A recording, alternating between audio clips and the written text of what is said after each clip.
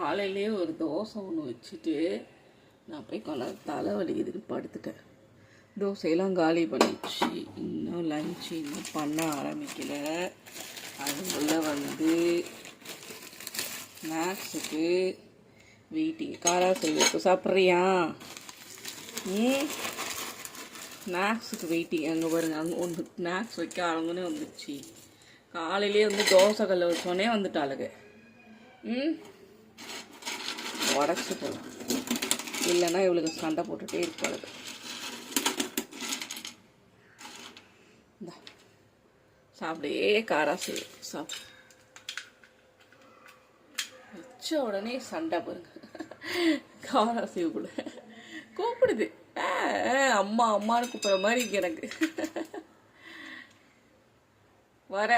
வரேங்கிற அங்கேருந்து அப்புறம் உட்காந்துருது. நான் போயிடுச்சுன்னு நினச்சேன், அமைதியாக இருந்தோன்னையே பார்த்தா உட்காந்துருக்குது.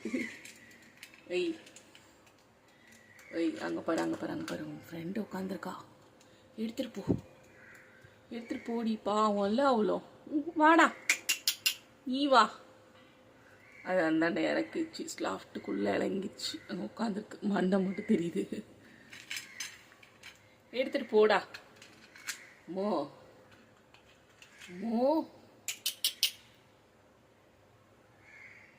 வா, நீ வா.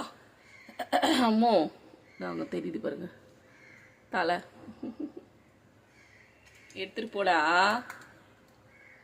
ரவுடி பேபி, எடுத்துட்டு போங்கோ.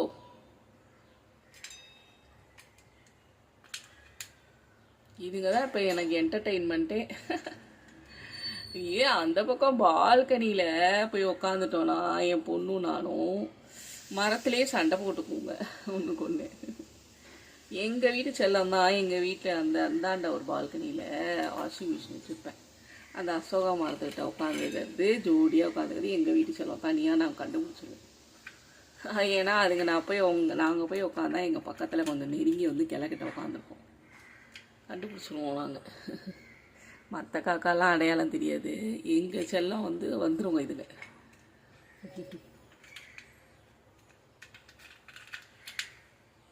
சாப்பிடு,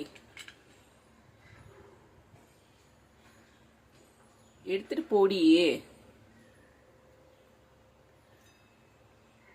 அங்கே பாருங்க, அந்தாண்ட ஒன்று வச்சுட்டா, இங்கே ஒன்று வச்சுட்டா, என்ன பண்ணுறான்னு பார்ப்போம். வராமோ வரேன், எடுத்துட்டு போ.